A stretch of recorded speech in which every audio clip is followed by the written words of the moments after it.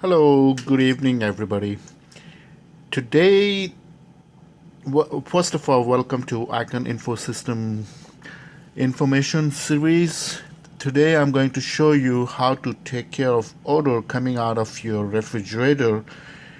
After cleaning everything, if you still smell odor, the first thing you want to do is you check the leaking. If there's any leaking, then you take care of that. Otherwise, very simple way to take care of that. This is Frigidaire, and the model number is right here.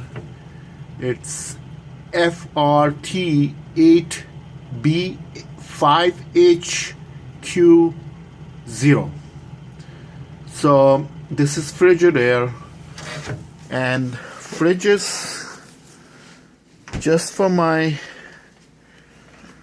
extra stuff, and I smell some odor, so I went to clean everything, but the odor was still coming from the refrigerator.